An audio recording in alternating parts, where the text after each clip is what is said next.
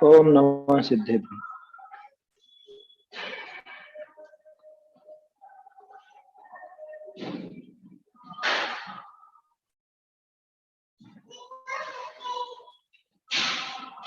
श्री जिन शासन गुरु नमो नाना विधि सुख का आत्म हित उपदेश ते करें मंगलाचार करें मंगलाचार।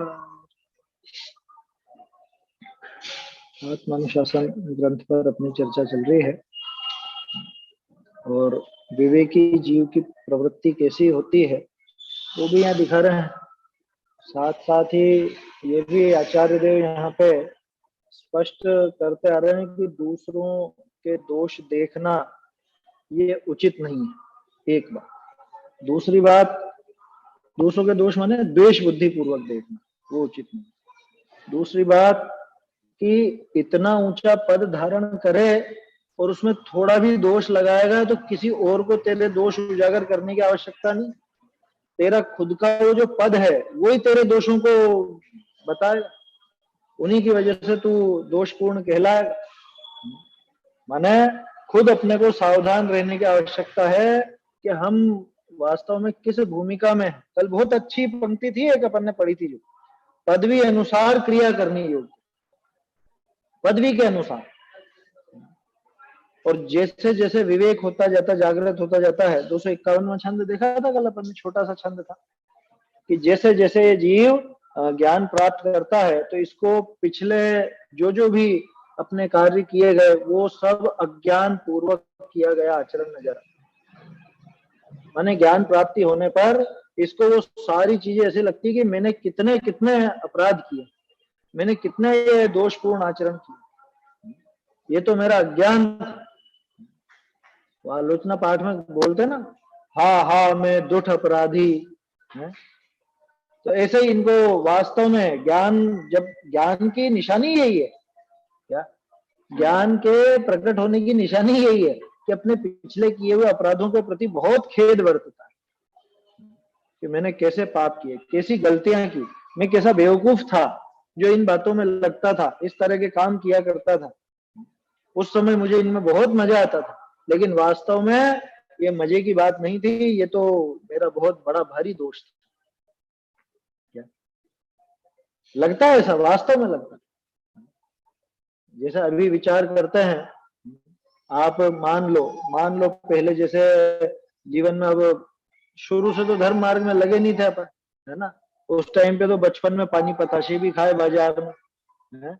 और वहां वो तालाब के किनारे जाकर आइसक्रीम भी खूब चूसे, है? अब क्या लगता है, अरे कितना अपन ने कितने कैसे पागल थे। डेली का यही काम, गर्मी की छुट्टियों में डेली का ये दोस्तों के साथ निकल जाते साइकिल लेके, हाँ खूब गए पहले। तो यही तो कह रहा हूं, अब क्या कैसा लगता है, अब उसको उस बात पर गर्व होता है क्या? उस बात पे दुख होता है कि कितना अपन ने पाप किया पहले जीवन, ना समझी में कितने कितने अपराध किए, वो ना समझी लगती है ना अभी अपने। अज्ञानता पूर्वक वो मेरा आचरण था, अज्ञान पूर्ण आचरण था। ये देखा था अपन, यद यद आचरितम पूर्वम तत्तद अज्ञान चेष्टितम, ये सब अज्ञान की चेष्टा थी। यह प्रभु, है ना, प्रभु से क्या खुद से ही विचार करने का है। भगवान के सामने तो बोलते ही है कि मैंने मेरे जीवन में इतने इतने पाप किए, ऐसे ऐसे दोष किए, वो सब अज्ञान के वशीभूत होकर के ये सारे काम किए। आया समझ में? जैसे जैसे उत्तरोत्तर विज्ञान प्रकट होता है तो योगी जीव को, योगियों को ऐसा प्रतिभाषित होता है ना। योगी का अर्थ समझ में आया ना? योगी का अर्थ वैसे तो मुनिराज है यहाँ पर, बाकी अपन अपने ऊपर भी लगाओ।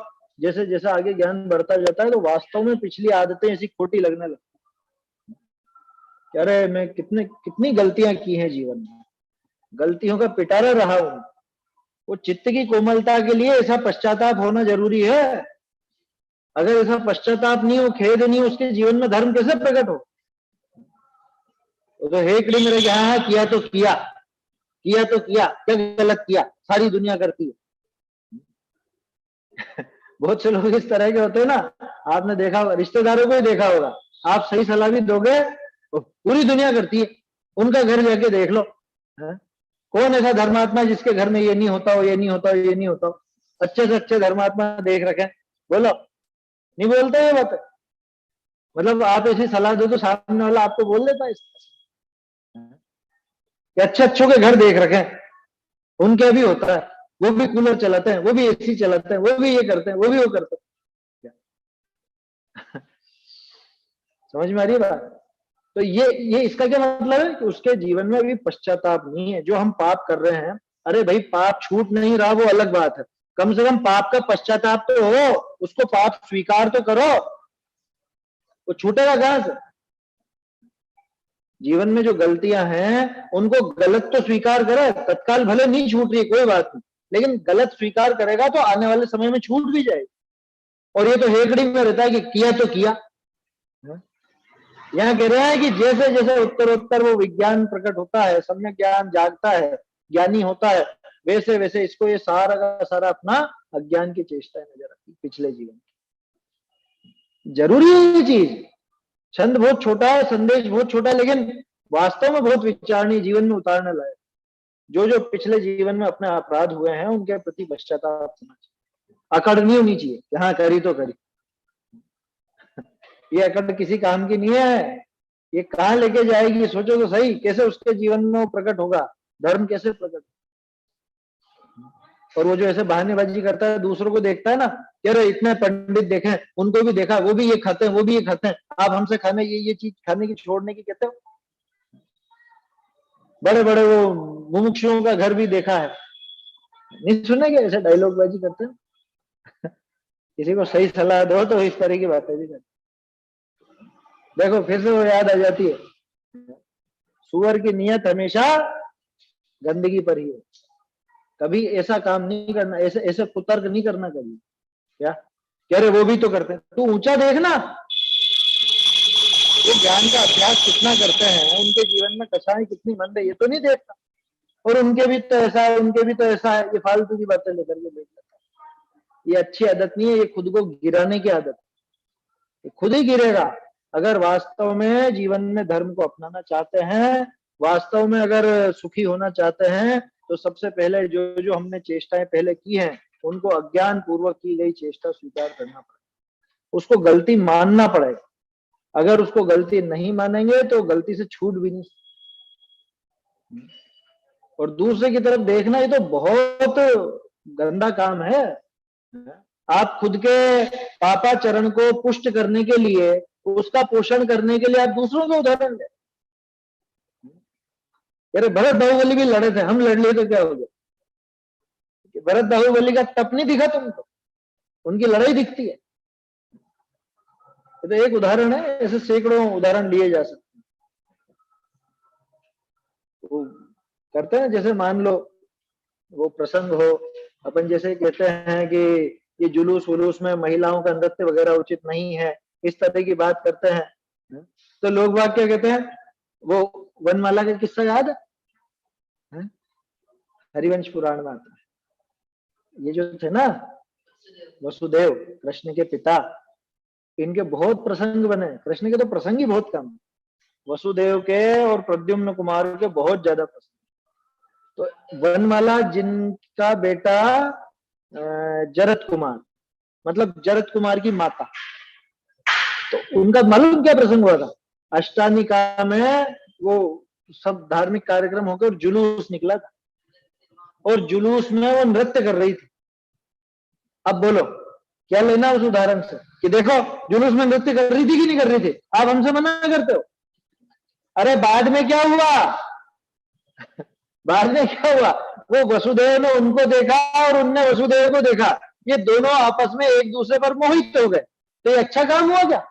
धार्मिक जुलूस में ये काम बिगड़ा ना है? चित्त में विकार आया ना, गए तो धर्म के काम में, और उसमें गड़बड़ हुई। तो इसलिए वो उचित नहीं है बिल्कुल भी। और जिसको वो पक्ष लेना वो इस तरह से पक्ष ले, वो जो गलत काम हुआ वो नजर नहीं आ रहा है, ऐसा हुआ तो था। अरे हुआ था तो आचार्य देव ने उसकी प्रशंसा की है क्या?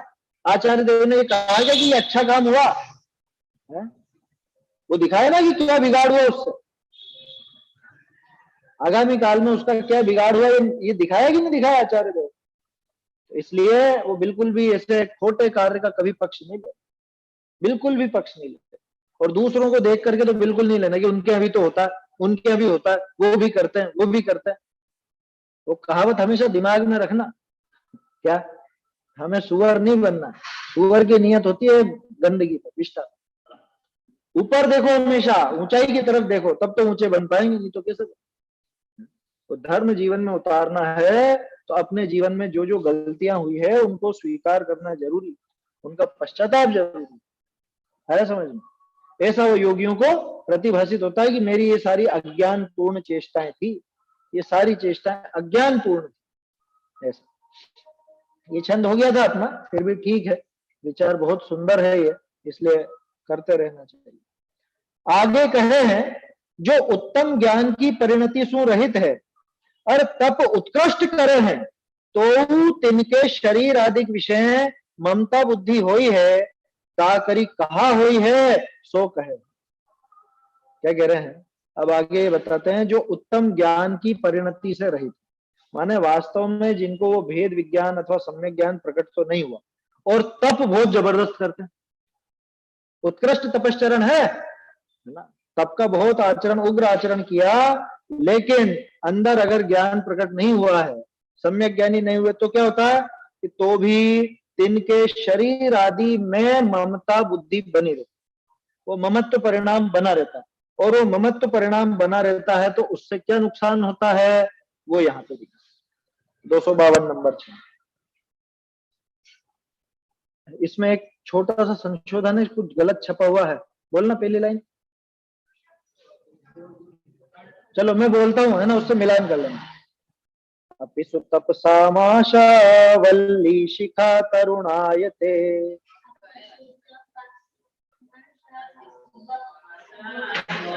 हाँ, ये वह फद भी ऐसा लिखा हुआ ना, वल्ली है, वल्ली, वो फद भी नहीं है, वह के बाद वल्ली है, वो वल्ली शिखा। पेन निकाल लो, इधर से कर लो सुधार दो। हाँ, जो उसमें सुधार कर लो। अपि सुतपसामाशा वल्ली शिखा तरुणायते।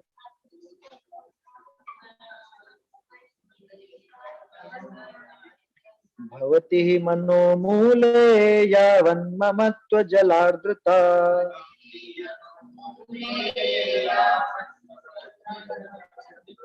इति कृतधिय कृच्छ्रारम्भैश्चरन्ति निरन्तरम्।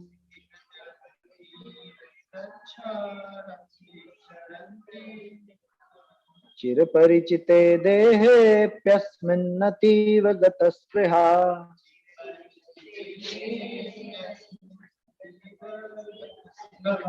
अपि सुतपसामाशा वल्ली शिखा तरुणायते।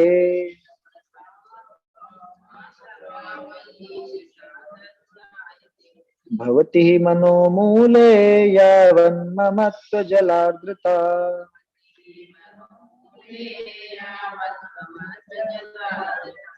इति कृतधियः कृच्छ्रारम्भैश्चरन्ति निरन्तरम्।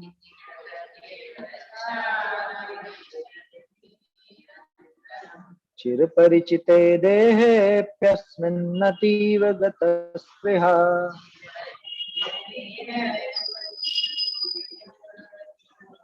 महातपस्वी की भी आशा बेली सदा है तरुणाती। मनोमूल से ममता जल पाकर रहती है हरी हरी। अतः विवेकी कष्ट साध्य आचरण निरंतर करते हैं। चिर परिचित इस तन से भी निष्प्रह होकर रहते हैं। क्या कह रहे हैं? अपि सुतपसाम, सुतपसाम बहुत जबरदस्त तप वालों के भी, अपि पहले लिख दिया, सुतपसाम अपि आशावल्ली शिखा तरुणायते। आशावल्ली, वल्ली बोलते हैं बेल को, हाँ हाँ, वो मैंने बताया ना, वो फद भी जो लिखा है वो काट के वल्ली कर लो। हाँ, वह के बाद आधा ल और फिर पूरा ल और ई की मात्रा, वल्ली है वो मिसप्रिंट हो गया है, जो वह फद भी ऐसा कुछ लिखा हुआ है उसको वल्ली कर लो। अपि सुतपसाम, इस सुतप वालों के भी, यानी कि बहुत विशिष्ट तपस्वी हो, उनके भी आशावल्ली, आशावल्ली माने आशा रूपी बेल की शिखा। शिखा किसको बोलते हैं? शिखा अग्रभाग को कहा जाता है। वैसे शिखा का अर्थ चोटी भी होता है, यानी जो सबसे ऊपर हो, सबसे आगे हो, उसको शिखा कहा जाता है। शिखर शब्द भी उससे ही बना है, तो शिखर भी बिल्कुल टॉप, एकदम पहाड़ की जो चोटी होती है, चोटी नाम उसी से बना। तो ऐसे सुतप वालों के भी, यहाँ सुतप का अर्थ सम्यक तप मत लेना, यहाँ सुतप का अर्थ है बहुत उग्र तप।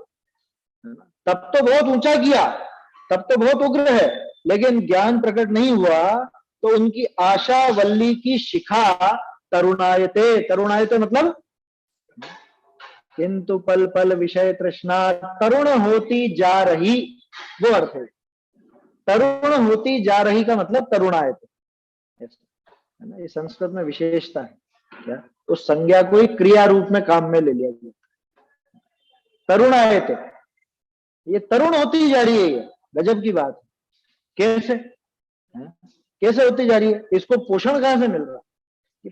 पोषण, बेल को पोषण कहां से मिलता है? लता होती है, लता को पोषण कहां से मिलता है? उसकी जो मूल है, जड़ है, उस जड़ को अगर पानी मिलता रहे तो भले कितनी ही धूप में हो, किसी भी हो, उसकी वो अग्रभाग उसका बढ़ता ही जाएगा, बढ़ता जाएगा, वो तरुण ही होती रहे। समझ में आई बात? तो ऐसे ही यहाँ पे जड़ कहाँ है? भवती ही मनोमूले, ले लो ना, पुस्तक है ना, हाँ दे दो इधर से। भवती ही मनोमूले यावत ममत्व जलार्द्रता, बोलो आशा रूपी बेल, और इसका मूल कहाँ है? मनोमूल, मन इसका मूल है, माने मन से अगर इसको सिंचन मिलता रहा, मन में अगर पानी रहा, यूं समझ लो मूल में, जड़ में अगर पानी रहा तो वो बेल फलती फूलती रहेगी। ठीक उसी तरह से मन में ममत्व रूपी जल की आर्द्रता रही, ममत्व रूपी जल की अगर नमी बनी रही, है ना, मनोमूले यावत, यावत मतलब जब तक, जब तक इस मन रूपी मूल में, माने मन रूपी जड़ में ममत्व रूपी जल की आर्द्रता, आर्द्रता तो समझते ना, नमी, नमी चाहिए उसको, और क्या चाहिए? जब तक नमी है तब तक ये फलेगी फूलेगी ये बेल। यावत जलार्द्रता भवती, है ना, तावत, वो ऊपर लगा लेना, तावत वो आशा वल्ली शिखा तरुणायते, तब तक वो आशा रूपी बेल की शिखा तरुण होती जाएगी। क्या मतलब? जब तक मन में ममत्व परिणाम पड़ा हुआ है, तब तक बाहर से कितने ही तप कर लो, बाहर में कितने ही तप कर लो, विशिष्ट तप का आचरण करो, उग्र तप करो, लेकिन तो भी आशा रूपी बेल निरंतर फलीभूत होती जाएगी, बढ़ती जाएगी, तरुण होती जाएगी। ऐसा। अब गजब की बात है, तप किसका नाम? इच्छा निरोधक तप। और यहां क्या हो रहा है? आशा माने इच्छा, कि इधर तो तप बढ़ता जा रहा है और इधर इच्छा बढ़ती जा रही, आशा बढ़ती जा रही, ये कैसी विचित्रता है? जबकि तप तो होता ही इच्छा निरोध तप कहा जाता है, इच्छा के निरोध को तप कहते हैं, और यहाँ पे तप करने पर भी आशा बढ़ती जा रही है। होना तो ये चाहिए था कि इधर तप बढ़ता जाता और इधर ये बेल सूखती जाती आशा। देखो लौकिक उदाहरण भी बिल्कुल फिट घटित करता है आचार्य। तेज गर्मी में झुलस जाती है ना बेलें, है? गर्मी तेज हो, ताप तेज हो, तप तब भी बोलते हैं ताप को, तो तप तेज हो तो बेलें झुलस जाती। ऐसे यहाँ पे तप अगर वास्तव में अच्छा तप हो, उग्र तप हो, तो आशा रूपी बेल मुरझा जानी चाहिए थी, लेकिन ये नहीं मुरझाई। क्यों नहीं मुरझाई? क्योंकि मन में वो ममत्व परिणाम रूपी जल पड़ा हुआ। किसके प्रति ममत्व? किसका ममत्व पड़ा हुआ? कि शरीर का ही नहीं छूटा अभी तो, बाकी तो फिर कहां छूटा है? समझ में ही बात? शरीर से ममत्व नहीं छूटा है, तो शरीर से संबंधित बाकी जो भी हैं, चाहे वो चेतन हो चाहे अचेतन हो, उन सबके प्रति ममत्व भी बढ़ता रहे, पनपता रहे। समझ में आ रही है बात? इति ऐसा विचार करके, कृतधीय, कृतधी किसको बोलते हैं? जिन्होंने अपनी बुद्धि से करने लायक कार्य को जान लिया, वो कृतधी कहलाते, अथवा बुद्धि पूर्वक जो काम किए जाने थे वो काम कर चुके हैं, उनको कृतधी। तो ऐसे जो कृतधी हैं माने महाबुद्धिमान महाविवेकवान है, विवेक का अर्थ भेद ज्ञान भी है, तो भेद ज्ञानी जीव जो है कृच्छ कृच्छ आरंभे चरंती निरंतर। कृच्छ माने कष्ट, तो कष्ट से कष्ट पूर्वक आरंभों से ये तप, कौन सा तप? असली तप। अब यहाँ पे सम्यक तप लेना, ऊपर जो सुतप था वो सम्यक तप नहीं था, वो तो मिथ्या ज्ञानी का जो तप होता है ना, कोटि जन्म तप तपे वाला वो वाला तप था, वो सुतप में। और यहाँ असली है, यहाँ असली चारित्र की बात। कष्ट पूर्वक भी, कष्ट पूर्वक आरंभों से भी चरंती निरंतरम, निरंतर वो कष्ट पूर्वक आरंभों का आचरण करते हैं। कहां पर करते हैं? चिर परिचिते देहे अपि अस्मिन अतीव गतस्पृह। चिर परिचित जो देह है, सबसे ज्यादा परिचित कौन है? बोलो, सबसे ज्यादा परिचित कौन? पिता माता पति पत्नी भाई बहन, कौन? ये सब हमेशा साथ नहीं रहते, शरीर हमेशा साथ रहता है। शरीर का हमेशा साथ रहता है, पैदा हुए जब भी तो मिला, अरे भले बदल के मिला, लेकिन शरीर का साथ छूटा के कभी? बाकी वस्तुओं का साथ छूटता रहता है, लेकिन शरीर हमेशा बना रहता है। ये बना रहे चाहे दूसरा बना रहे, लेकिन शरीर रहेगा हमेशा। अनादिकाल से आज तक एक समय भी शरीर के बिना रहेगा? कि साहब विग्रह रहती में तो रहे ना, 3 समय तो रहे। कह रहे वहां कार्बन शरीर और तेजस शरीर हमेशा साथ में। शरीर के बिना कब रहा ये जीव, बताओ? जिस दिन शरीर, जिस समय शरीर से रहित होता है, उसी समय मुक्ति का, वही समय मुक्ति का। मुक्त होता है तभी शरीर छूटता है, उसके पहले शरीर छूटता नहीं। ये यूं कह लो कि शरीर छूटने पर ही मुक्ति होती, सभी तरह के शरीर छूटते। तो चिर परिचित है ये, शुद्ध परिचितानुभूता है ये ऐसा परिचित है, ये तो अनादिकाल से साथ का साथ ही लगा हुआ है। ऐसा लगा हुआ है कि यही मैं हूं, ये भावना तभी से चल रही। ये इतने वर्षों का, इतने अनादिकाल से, अनंत काल हो गया ना अपने को, अनादिकाल से तो अनंत काल से हमेशा साथ साथ रहे, तो साथ साथ देखते देखते हमें तो यही लगने लगा, यही मैं, यही भावना चल रही है।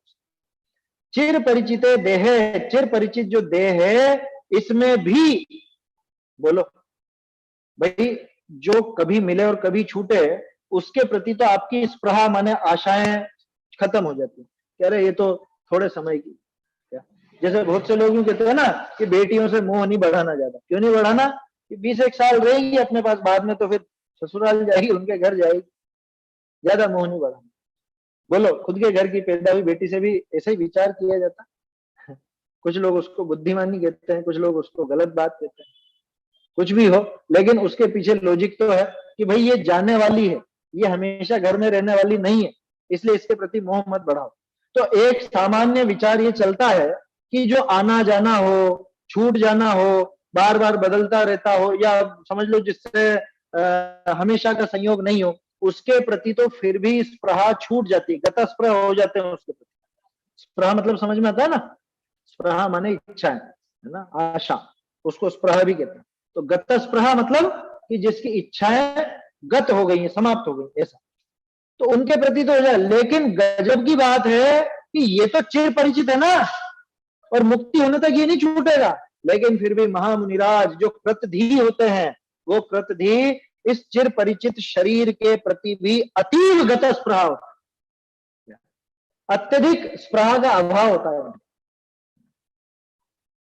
मतलब जो कभी कभार मिलता हो, कभी ही मिलना हो, उसके प्रति तो आपकी आशाएं छूट सकती है, उसके प्रति वो ममत्व भाव आसानी से छूट जाए, क्योंकि हमेशा का संयोग नहीं है। लेकिन ये तो हमेशा का संयोग वाला है, ये शरीर का संयोग कब नहीं रहा, हमेशा रहा। लेकिन फिर भी जो समझदार हैं, जो कृतधी हैं, वो वास्तव में उस शरीर के प्रति, चिर परिचित शरीर के प्रति भी स्पृहा का त्याग कर दे, सारे के सारे वो जो ममत्व परिणाम है उन सबको छोड़ दे, तभी जाकर के उनके हृदय में वो पवित्रता आती, तब जाकर के वो धर्म उतरता, तब जाकर के वो तप अपना गुण करता। तप का काम क्या था? इच्छा निरोधक तपा, तो इच्छा समाप्त होनी चाहिए, ये हो गई यहाँ, उनका तप फलदायी है। समझ में आ रही है बात? तो दोनों की बात आ गई इसमें। जो अज्ञान पूर्वक तप करता है और उसके वो आशा रूपी बेल फलती फूलती रहती है। क्यों? क्योंकि हृदय में तो ममत्व रूपी जल पड़ा हुआ, जो उस आशा रूपी बेल को फलने फूलने के लिए चाहिए। ठीक है।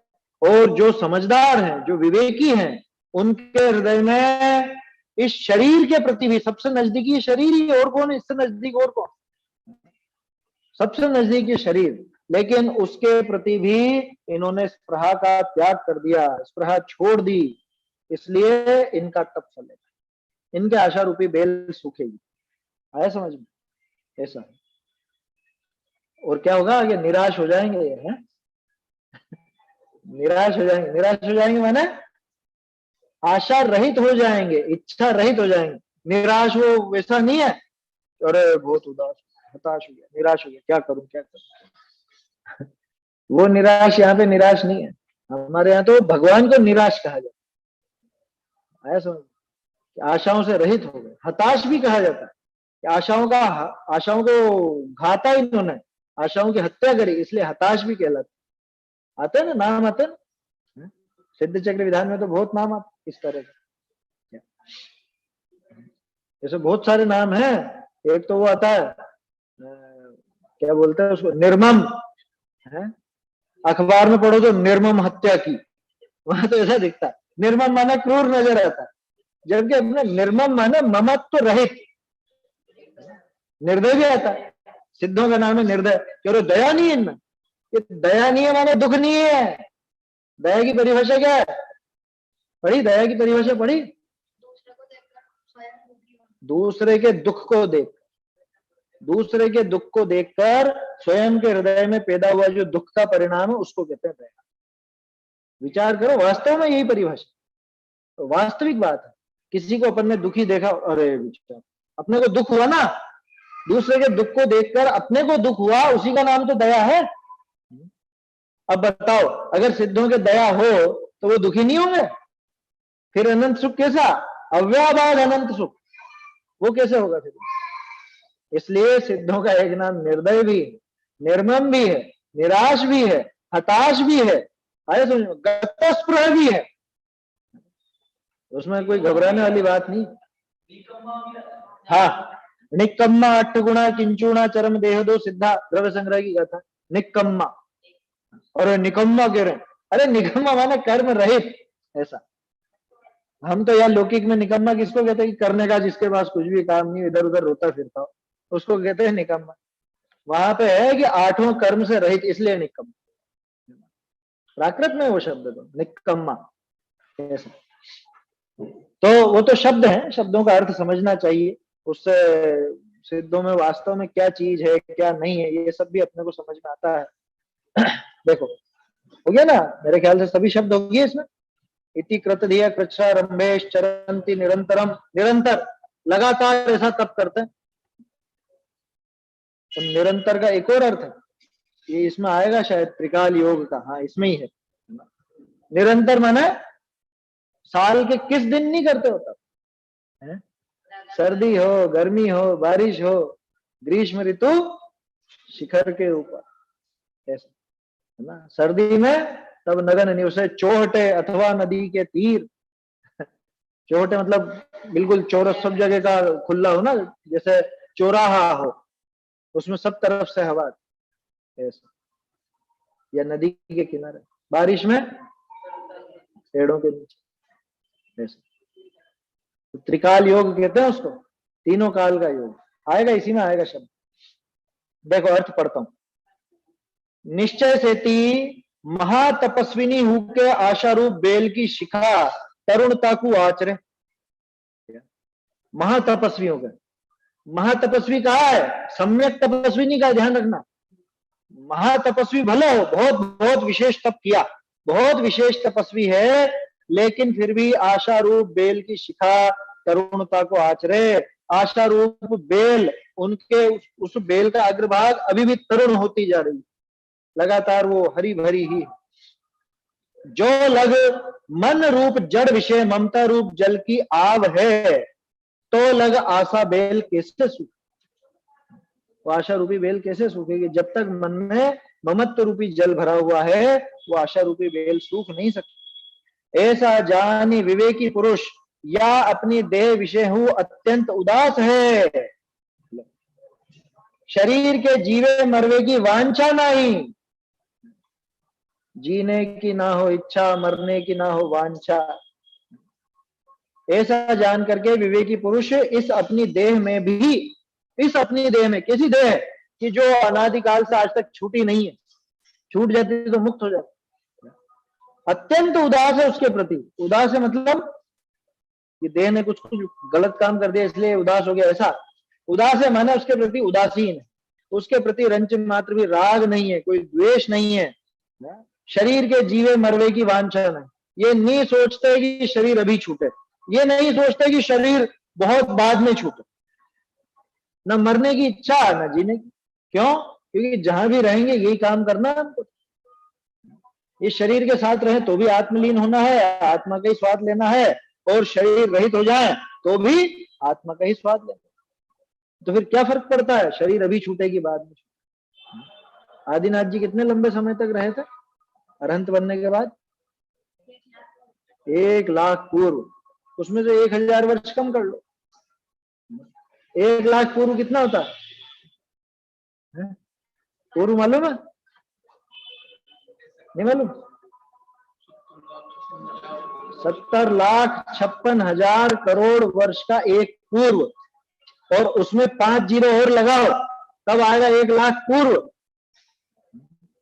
समझ में बात? ऐसा है 70,56,000 करोड़, सीधी गणित है, 84 लाख इंटू 84 लाख, ऐसा करके देखना, हमने करके देखा। 84 लाख वर्ष का एक पूर्वांग होता, और 84 लाख पूर्वांग का एक पूर्व होता, माने 70,56,000 करोड़ वर्ष का एक पूर्व होता। 84 लाख को 84 लाख से गुणा करो, यही आए 70,56,000 करोड़ वर्ष, ऐसा समझ में ही बात। और ऐसे 1 लाख पूर्व कितनी जीरो हो गई लगा लेना बाद में हिसाब। चलो, तो क्या कहा, इतने समय तक रहे ना, बात तो ये चल रही थी अपनी, इतने समय तक रहे, उनको इच्छा नहीं हुई होगी कि अरे 1 लाख पूर्व तक क्या करूंगा यहाँ, केवल ज्ञान तो प्रकट हो ही गया, क्यों नहीं चले अभी जल्दी, ये शरीर अभी छूट जाए तो अच्छा, जल्द से जल्द छूटे तो अच्छा, या फिर नहीं अभी नहीं, अभी नहीं, अभी तो थोड़ा ठीक है, बाद में छूटे तो अच्छा, ऐसा विचार होता है महामुनिराज के। जो सच्चे सम्यक ज्ञानी मुनिराज हैं उनके ऐसा कोई विचार, शरीर के प्रति आशा ही नहीं कुछ, रहे तो रहे, जाए तो जाए, हमें फर्क नहीं पड़ता, रहेगा तो हमारी शर्तों पर ही रहेगा, हम इसके पीछे कुछ अनर्गल पाप तो करने वाले हैं नहीं, हमारे जैसे इसके प्रति जितना थोड़ा बहुत कुछ विकल्प हो जाएगा, रूखा सूखा इसको डाल देगा, रहना हो तो रह, नहीं तो जा भैया, तेरे पीछे हम ज्यादा पाप करने वाले नहीं। ये मुनिराज का विचार है, ये ज्ञानी का विचार है, समझ में। शरीर के जीवे मरवे की वांछा नहीं, यद्यपि शरीर सु चिरकाल से परिचय है, अनादिकाल से परिचय है, तथापि मुनि के ममता नहीं। बताओ तो सही, कैसे निर्ममत्व परिणाम है उनके। अरे बेचारा अनादिकाल से तुम्हारे साथ है और उससे ऐसा ममत्व छोड़ दिया तुमने। अरे ये शुरू से अलग ही था, मैं इससे अलग था और ये मुझसे अलग ही रहा। देते निष्प्रह है, कोई स्प्रह नहीं। कष्ट साध्य जे त्रिकाल योगादिक, आ गया ना शब्द त्रिकाल योगादिक। त्रिकाल योग माने सर्दी गर्मी बारिश का जो तप होता है उसको त्रिकाल योग कहा है। कष्ट साध्य जे त्रिकाल योगादिक, तिन करे निरंतर शरीर को दमे ही है, शरीर का दमन ही करते हैं, इंद्रियों का दमन करते हैं ना मुनिराज, पांचों इंद्रियों को जीतते हैं, इंद्रिय विजयी होते हैं। शीत काल में जल के तीर, नदी के तीर, उष्ण काल में गिरी के शिखर, गर्मी के समय गिरी के शिखर, वर्षा काल में तरुतल निवास करें, सो त्रिकाल योग कहिए, उसको त्रिकाल योग कहा जाता है। ठीक है, बोलो क्यों करते हैं मुनिराज ऐसा, क्यों फालतू में शरीर को कष्ट देते हैं? कि उनको शरीर से ममत्व ही नहीं है, समझ। और शरीर को कष्ट देना उद्देश्य ही नहीं है उनका, उनका उद्देश्य तो वो ममत्व परिणाम का नाश करना है, वो सारी स्प्रहा को जीतना है, इसलिए वो ऐसी क्रिया करते हैं। लोगों को लगता है कि शरीर को कष्ट दे, वो शरीर को कष्ट नहीं देते, वो आत्मा को शुद्ध करते जा रहे हैं। शारीरिक क्रिया पर मत देखो, अंदर जो भाव चल रहे हैं उनको देखो। आया समझ में? भावार्थ, जैसे बेल की जड़ जलते सींचिए तो ताकि शिखा सदा हरित ही रहे, तैसे अशुद्ध भाव से ममता रूप जलते, अशुद्ध भाव से ममता रूप जलते हैं सजल रहे, तो आशा रूप बेल की शिखा सदा तरुण ही रहे। जब तक वो मन में ममत्व परिणाम पड़ा रहेगा, जब तक वो भाव होते रहेंगे, तब तक ये आशा रूपी बेल फलती फूलती, ऐसा है। स्पष्ट है, छंद में ऐसी कोई कठिनाई वाली बात नहीं है। कुल मिला के बात यह है कि उन आशा का, देखो फिर से वो बात याद आएगी, कषाय पैदा क्यों होती है? मुख्यतया मिथ्यात्व के कारण। पर पदार्थ जब इष्ट या अनिष्ट भाषित होते हैं तो कषाय पैदा, ये बात कहां से? यही बात है। ममत्व परिणाम क्या है? मिथ्यात्व। ममत्व से कौन फल फूल रहा है? आशा, माने कषाय। यही बात है। देखो इस तरह से देखो, आशा माने कषाय है ना, आशा माने इच्छा, इच्छा माने राग द्वेष, राग द्वेष माने कषाय। कषाय किससे बनती? ममत्व परिणाम से। और ममत्व परिणाम क्या है? मिथ्यात्व। वो की वही बात। टोडरमल जी तो हर जगह सार निकाल करके रख देते हैं।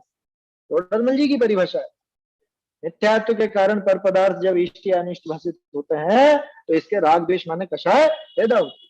वही बात यहाँ, जब तक वो ममत्व परिणाम अंदर है, उस ममता रूपी जल से इस आशा रूपी बेल को सींचते रहोगे तो ये तो फलेगी फूलेगी, ये बढ़ेगी, ये घटेगी नहीं। चाहे बाहर में कितने तप कर लो, कितना ही उग्र आचरण कर लो, कैसा ही उग्र तपन कर लो, उससे कुछ होने जाना, उससे शरीर छीजेगा, आशा नहीं छीजेगी। सरल है छंद। आगे या ही अर्थ को दृष्टांत करी, दृष्टांत द्वार करी दृढ़ करें। इसी बात को दृष्टांत से समझा रहे, क्योंकि शरीर के प्रति ममत्व छोड़ा ना, कैसे छोड़ा, शरीर कैसा है और ममत्व किस तरह छोड़ा, वो सारी बात इसमें। और शरीर के साथ साथ अन्य वस्तुओं की भी बात है। क्षीर नीरवद भेद रूपता तिष्ठतोरपि च देह देहिनो, भेद एव यदि भेदवत्स्वलम् बाह्य वस्तुषु वदात्र का कथा। क्षीर नीरवद भेद रूपता तिष्ठतोरपि च देह देहिनो, भेद एव यदि भेदवत्स्वलम् बाह्य वस्तुषु वदात्र का कथा। क्षीर नीरवत है अभेद तन चेतन, फिर भी भिन्न रहे, बाह्य वस्तु प्रत्यक्ष भिन्न है, फिर उनकी क्या बात कहें।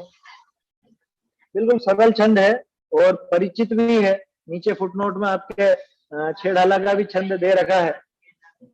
आत्मानुशासन से बहुत सारे छंद निकले हैं जो हिंदी में प्रयोग में आए। क्या कह रहे हैं? क्षीर नीरवत, क्षीर और नीर के समान। क्षीर और नीर माने, क्षीर माने दूध, नीर माने पानी, सरल। क्षीर नीर के समान माने दूध और पानी के समान, अभेद रूपतः तिष्ठतो अपि। बोलो, दूध और पानी अलग अलग हैं या साथ में ही है? अलग से मिलाया उसकी बात नहीं कर रहा हूं।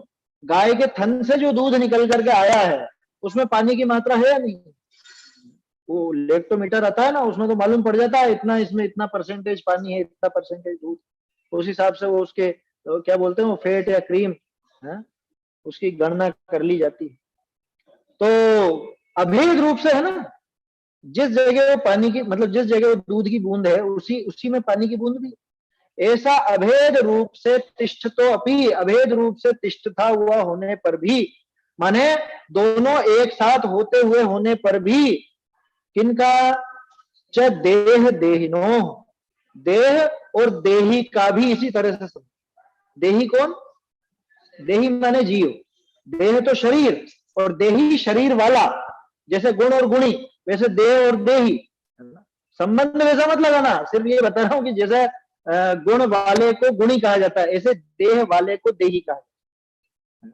गुण और गुणी में तो अविनाभाव भाव है, देह और देवी देही में ऐसा अविनाभाव भाव नहीं।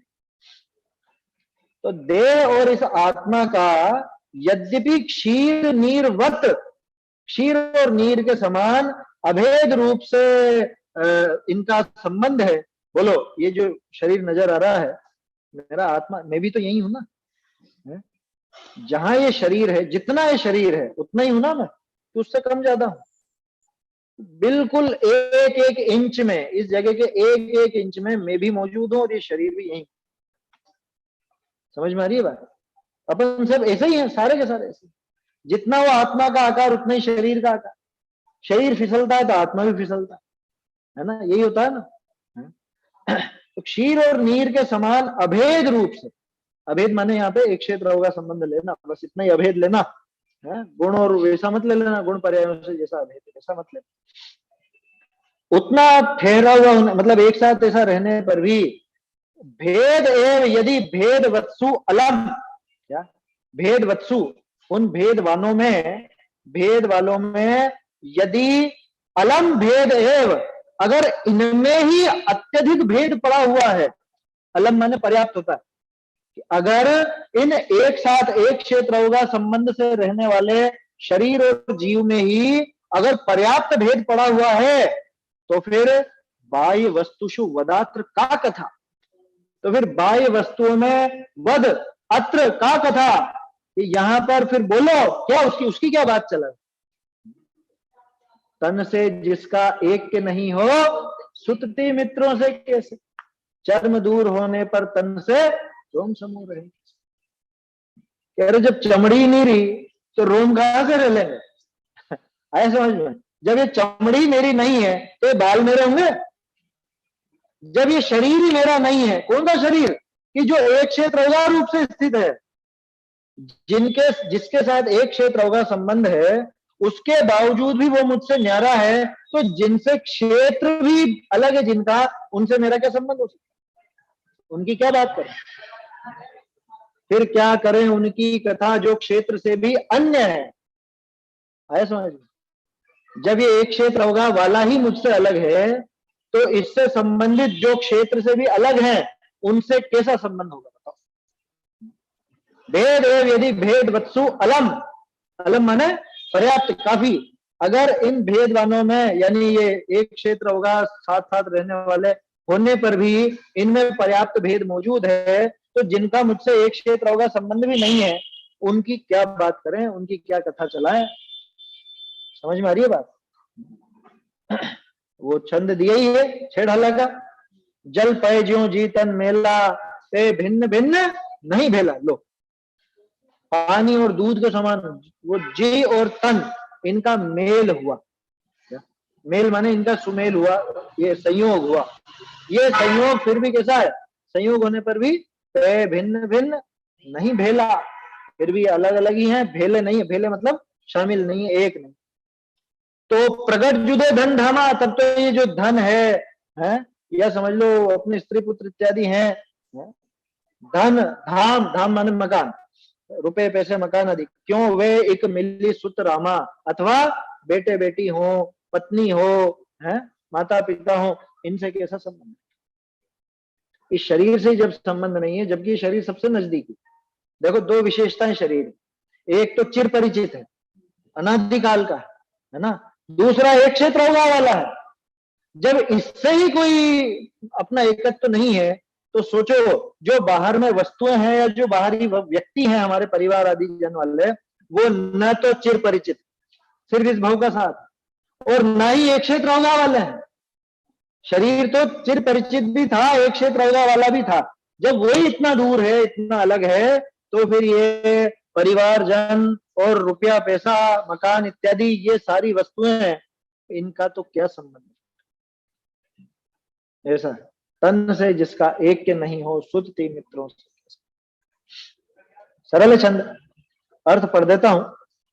जो जीव और शरीर ही में निश्चय सेति भेद है, जो का अर्थ यदि, अब जब जीव और शरीर में ही निश्चय से भेद है, तो अत्यंत ही जुदे, अत्यंत ही जुदे। बोलो, अपन ये लाइनें कितनी बार पढ़ी होंगी जीवन में। तो पढ़ लेते हैं अपन, ये विचार करना चाहिए वास्तव। अत्यंत ही जुदे, अत्यंत का क्या मतलब कि थोड़ा भी एकाग्र, मतलब एक पना नहीं है, अत्यंत जुदे है, नितांत भिन्न है, नितांत भिन्न। एक कोई ऐसी अपेक्षा नहीं, एक कोई ऐसा इनमें गुण नहीं कि जिससे इनका और मेरा एक पना बन सके। बताओ किस अपेक्षा से जीव और शरीर को एक कहोगे? एक कोई अपेक्षा ख्याल में? कह रहे साहब एक क्षेत्र अवगा वाला, एक क्षेत्र अवगा वाला होने पर भी तो भिन्न भिन्न बताते हो। एक क्षेत्र अवगा संबंध ही ये सिद्ध करता है कि दो अलग अलग चीजें एक जगह रह रही।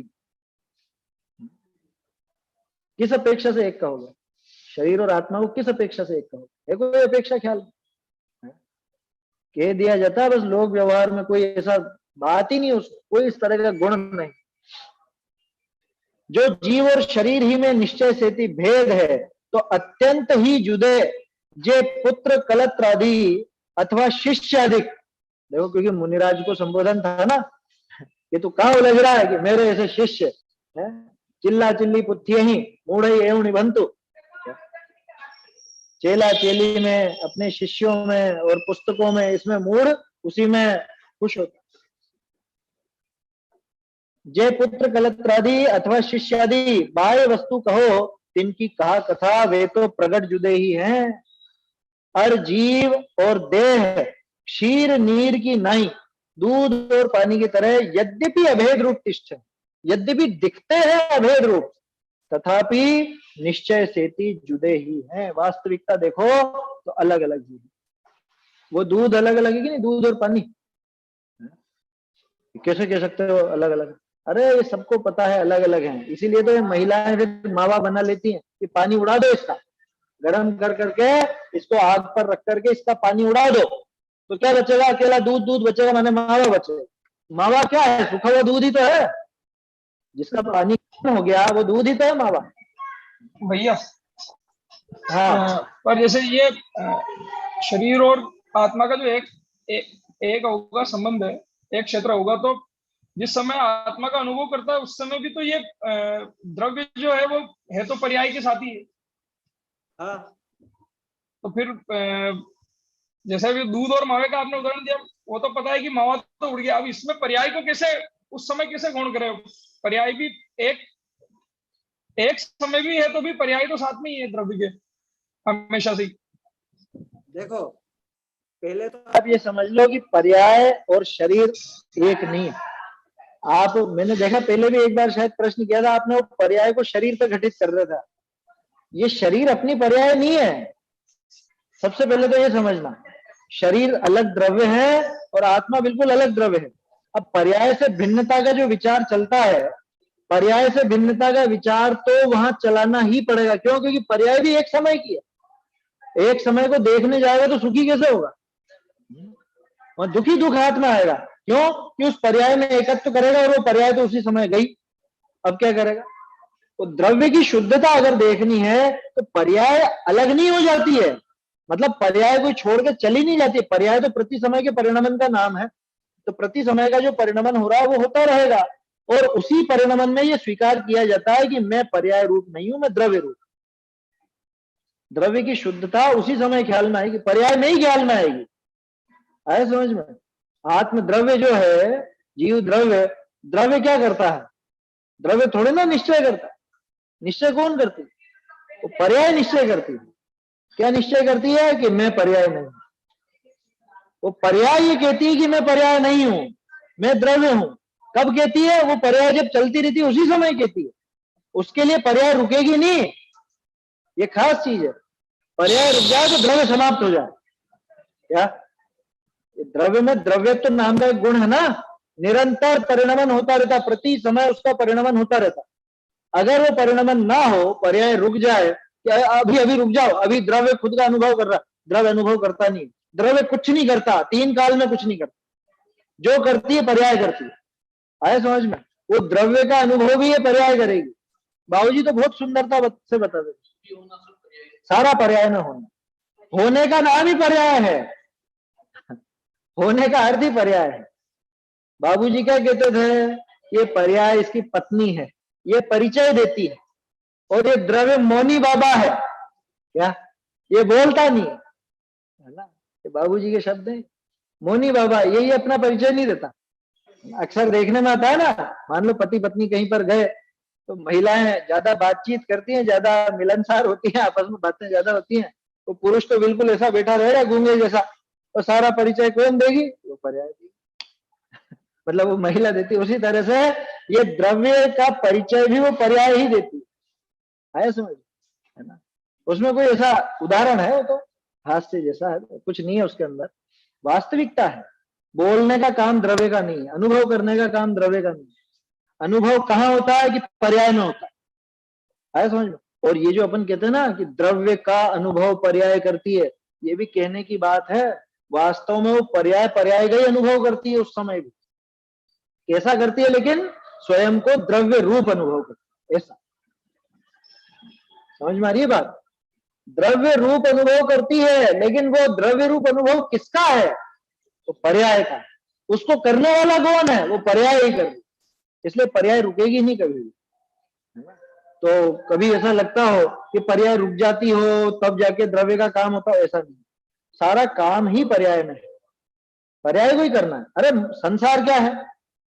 संसार क्या है? जीव की पर्याय। और मोक्ष क्या है? वो भी जीव की पर्याय, पर्याय ही तो है। द्रव्य का न कभी संसार हुआ न कभी मोक्ष हुआ, द्रव्य कभी मुक्त नहीं होता। द्रव्य त्रिकाल शुद्ध इसीलिए कहा जाता है, अरे समझ में, त्रिकाल शुद्ध है माने उसको मुक्त होने की जरूरत नहीं है, ऐसा। और ये कोई अलग अलग नहीं है ना, ये सब एक ही है। द्रव्य उन गुण पर्याय वाला ही है, पर्याय उस द्रव्य के बिना नहीं होती, द्रव्य उस पर्याय के बिना। तो बहुत सुंदर व्यवस्था है। तो पूरे विश्व में जैन दर्शन के अलावा द्रव्य गुण पर्याय की बात नहीं मिलेगी, आए समझ। वो इसीलिए तो चक्कर में आ जाता है। तो सांख्य मति की क्या गलती बताओ? वो त्रिकाल शुद्ध शुद्ध शुद्ध शुद्ध शुद्ध बोलता है, फिर गलत क्यों बोल? वो इसलिए गलत बोलता है क्योंकि उसको ये पता नहीं है कि शुद्धता कहां पर। वो पर्याय को भी शुद्ध कह दे। और ये व्यवस्था हमारे यहाँ है कि हम शुद्ध बोलते हैं तो किसको देख करके शुद्ध बोलते हैं, और अशुद्ध बोलते हैं तो किसको देख करके अशुद्ध। समझ में ही बात, ऐसा है। देखो समय तो हो रहा है तो ना, हो गया मेरे ख्याल से। अच्छा, भावार्थ है मेरे। और जीव और देह क्षीर नीर की ताई यद्यपि अभेद रूप तिष्ठे है, तथापि निश्चय सेति जुदे ही हैं। कि जैसे वो दूध और पानी जिस समय से साथ में है, लेकिन साथ में रहते रहते भी वो जुदे ही हैं, ठीक उसी तरह से चिरकाल से, अनादिकाल से ये जीव इस शरीर के साथ है, भले साथ में रहा लेकिन तो भी न्यारा है। कब से न्यारा है? जब से जाना तब से, कि जब नहीं जानता था तब भी, कि जिस समय इसको ये पता नहीं था कि ये शरीर में नहीं हूं, उस समय भी अलग ही था। समझ में आ रही है बात? जिस समय ये खुद को शरीर रूप मानता था और मैं मरा और मैं पैदा हुआ करता था, उस समय भी ये शरीर नहीं था, ये शरीर से भिन्न। और जिस समय इसने ये जान लिया कि ये तो मैं हूं ही नहीं, ये मुझसे बिल्कुल नितांत भिन्न न्यारा है, उस समय भी ये भिन्न है, ऐसा। और जब इसके भावना बलवती होती जाती है, धीरे धीरे इसका ये शरीर भी छूट जाता है, वास्तव में छूट जाता है। पहले मान्यता में छूटता है और बाद में वास्तव में छूट जाता है, तब मुक्त हो जाता है हमेशा हमेशा। ठीक है, भावार्थ पढ़ देता हूं। तेजस कार्मण तो सब संसारी जीवनी के सदा लगे ही रहे हैं, है ना। आप कह सकते हो औदारिक तो कभी मिलता है, मनुष्य और तिर्यंश हो तो औदारिक मिल जाएगा, देव नारकी तो वेकरेक मिल जाएगा, यानी ये तो अल्टरनेट में चलता है। लेकिन तेजस और कार्मण ये तो प्रत्येक संसारी जीव के अनादिकाल से लग ही रहे हैं, कबहू जुदे होते नहीं, कभी भी ये अलग नहीं होते, कभी भी भिन्न नहीं होते। जब जीव मुक्त होए तब वे छूटे। कि कब छूटेगा ये शरीर? ये तो मुक्त होने पर ही छूटेगा। जैसे कोई बीमारी ऐसी होती है ना, साहब ये तो मरने पे ही छूटेगी ये बीमारी, बस ऐसे ही यहाँ तो समझना, मुक्त होने पर ही ये शरीर छूटेगा, ऐसा रोग है। और आहारक शरीर कभू एक मुनि के हुई। क्या आहारक शरीर हर एक के होता नहीं, सच्चे भावलिंगी मुनिराज हो उन्हीं को, वो भी किसी किसी को, हर एक को तो होता नहीं है ना। भावलिंगी हो तो सबको ही हो जाएगा, ऐसा भी नहीं, किसी किसी को होता। और मनुष्य तिर्यंचनी के औदारिक देव नारकिनी के वैकृत, सो इनका संबंध हो ही है, छूटे हैं, बार बार होता रहता है, छूटता रहता है। मनुष्य बन गए तो औदारिक शरीर मिल गया, देव बन गए तो वैकृत शरीर मिल गया, लेकिन तेजस और कार्बन तो हमेशा बने। अनादिकाल का शरीर सु संबंध जीव के है ना, औदारिक वैकृत और आहारक ये तो कभी कभी के हैं, लेकिन तेजस और कार्बन हमेशा के हैं। तो इस तरह से अपन देखते हैं कि शरीर का संबंध अनादिकाल से इस जीव के बना हुआ है। जीव और शरीर क्षीर नीर की नाई मिले रहे हैं, है ना, क्षीर नीर की तरह ये हमेशा से मिले हुए रहे हैं, दूध और पानी की तरह। कभी भी ऐसा नहीं रहा कि आत्मा तो अलग रहा और शरीर अलग बैठा।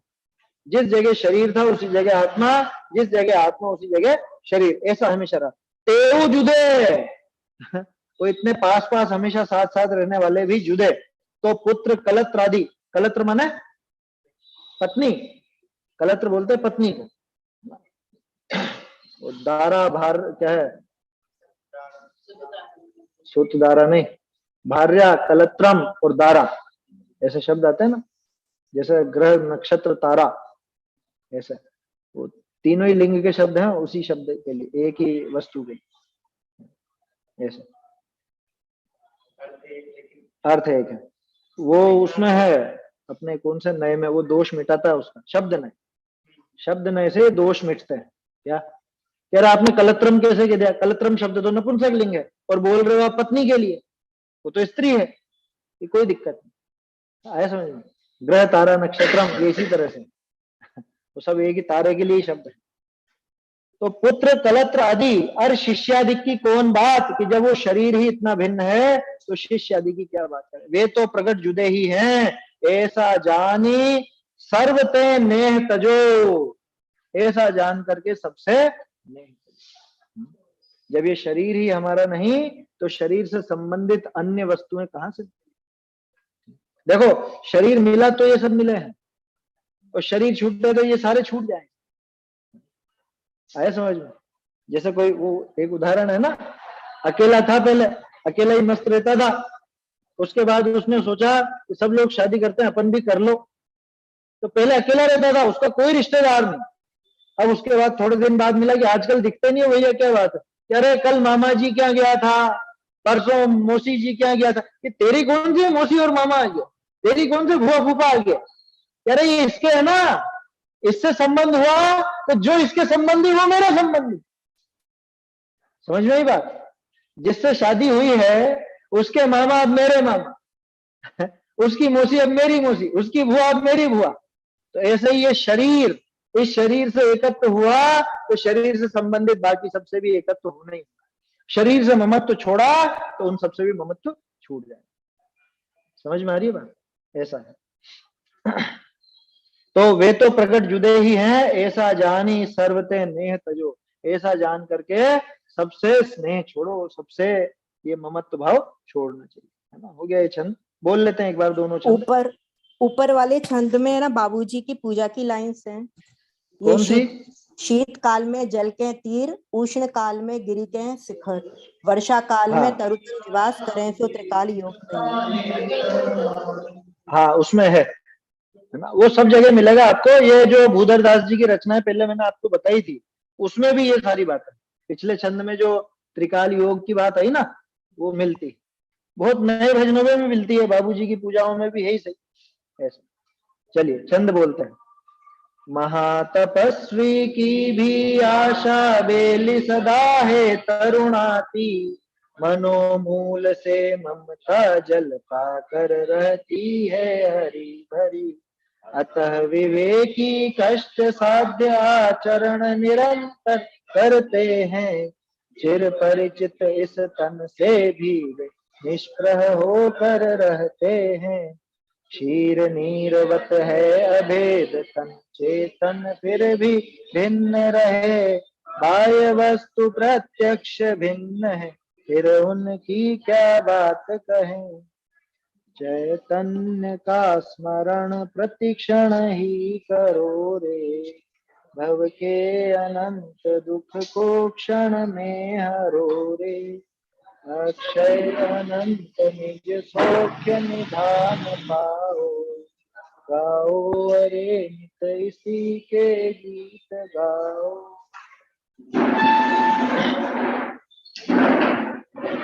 जिनवाणी स्तुति। हाँ की तो वाणी में हो निज स्वपर प्रकाशक ज्ञान। हाँ की तो वाणी में हो निज स्वपर प्रकाशक ज्ञान। एक ही भाव भये जड़ चेतन तिन की करत पिछान। एक ही भाव भये जड़ चेतन तिन की करत पिछान। हाँ की तो वाणी में हो निज स्वपर प्रकाशक ज्ञान। सकल पदार्थ प्रकाशत जामे मुकुर तुल्य अमलान। सकल पदार्थ प्रकाशत जामे मुकुर तुल्य अमलान। की तो वाणी में हो निज स्वपर प्रकाशक ज्ञान। जग चूड़ामणि शिव भय ते ही जिनकी नो सरधान। जग चूड़ामणि शिव भय ते ही जिनकी नो सरधान। की तो वाणी में हो निज स्वपर प्रकाशक ज्ञान। भाग चंद बुध जनता ही को निश दिन करत बखान। भाग चंद बुध जनता ही को निश दिन करत बखान। की तो वाणी में हो निज स्वपर प्रकाशक ज्ञान। की तो वाणी